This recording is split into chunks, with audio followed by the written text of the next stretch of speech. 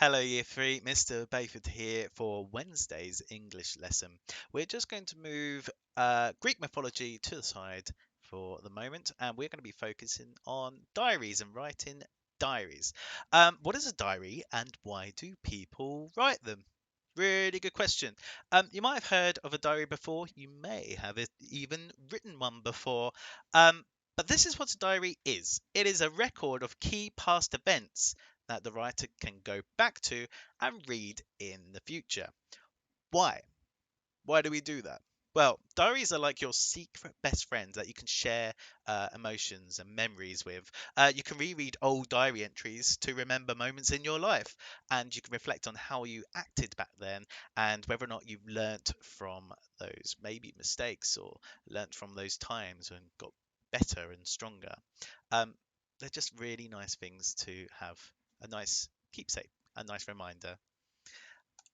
So what we are going to do is we are just going to pause very soon and read three different extracts, which means pieces of writing, from three different diaries. We're just going to read them. It won't take too long, maybe about 10, 15 minutes of your time. Um, but I want you to look out for these things because we are going to be creating a toolkit. So, can you think about who are these diaries written for? What impact does this have on the reader? So what emotions will they feel and what does it make them do or think? And finally, what techniques do they all have? Do they all share? For example, are they all written in the first person where they're saying, I did this, then I did that? Do they use paragraphs? So let's pause now and let's go to those three different extracts. Off you go. Welcome back. Let's see if your ideas also match up with mine. So this is our toolkit. I wonder if you found the purpose and the audience. Write a diary to inform yourself about what happened. The diary is for you. It's you writing for future you. So future you can think back to that particular event and go, oh yeah, I remember that. Oh, I was feeling like this. Yes, that's right. It's a really nice way to remember events in your life. So, what impact on the reader do we have? The reader is being reminded about what happened. Of course, the reader remembers how they felt, must remember the emotion. They understand what, where, and when things happen. That's quite important. In case the diary is from a long time ago, maybe you've moved from where this all took place. So it's really important to put the date and where and what place and even what room, if you like. Make the reader recall key events of that day. Yes, that should trigger a memory of the reader, which is you, of that day. And readers can recall the characters and the locations and monsters. Maybe not in this writing, but we'll keep that there for any future writing that we do. Techniques, paragraphs. We're seeing that a lot in year 3. These ones actually start a little bit differently, and you'll see that soon. Sequenced in chronological order. Yes, when we write a diary, we put it in order, so it's crystal clear from start to finish of the day. Um, Time order, basically. Rich vocabulary to describe the settings and the characters. Yes, you want to make it interesting for your future self, and also kind of show off just how clever you are right now. You amaze yourself. Dates. Yes, a period of time. We've talked about that. It's a recount, isn't it? Tell us what happened. Conjunctions, of course, we are adding lots of conjunctions and looking closely at them in year 3, so that's almost a given now. Adverbials of time, yes, because we don't want to see, then I did this, then I did this, then I did this. Oh, come on, choose another time adverbial, please. Yeah. Before we walked to the park, or something along the lines of that, just make it a bit more interesting. Indirect speech. So you are not going to be talking about direct speech of someone saying it right there and then. For example, get down from the rocks, said Mum. We're not going to be like that. We're going to be talking about something that was said in the past. So that would be like, Mum told me to get down from the rocks, so I did. You see the little difference there? For that, we do not need inverted commas. We'll talk about that later. Authorial, authorial. I can't say that word either. Authorial voice. It's you speaking. It's you. I don't expect you to be writing like how the Queen would write thoughts. I want your thoughts, and that leads into first-person writing. You're talking about I did this, or we if you're in a group.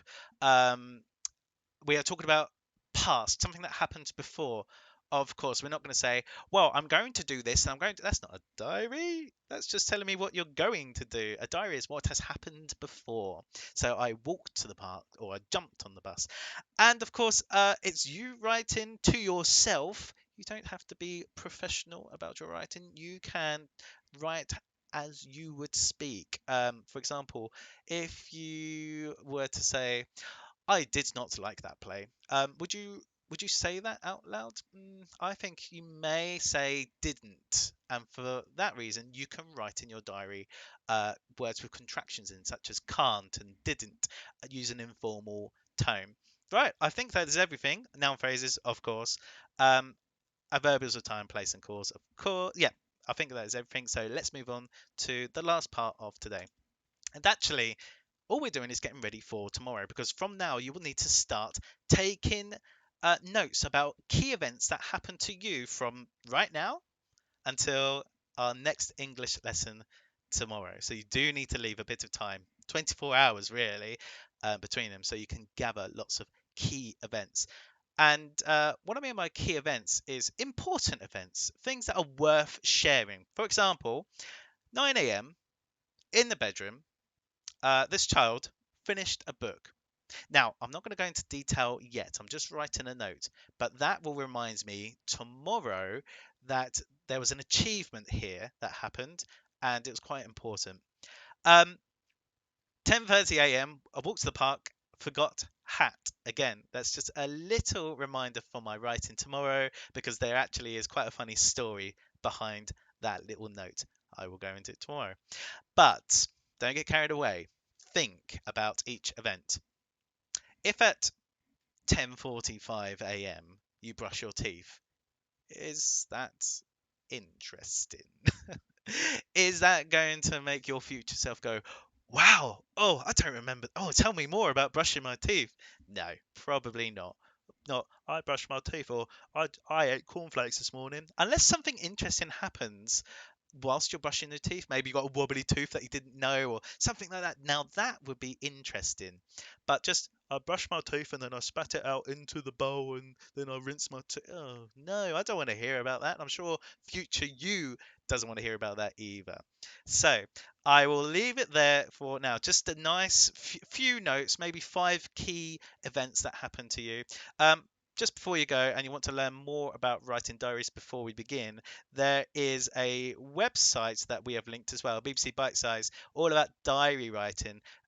By Michael Rosen, who's a wonderful children's author, and it gives you lots and lots of different points, lots of videos about it as well. There he is.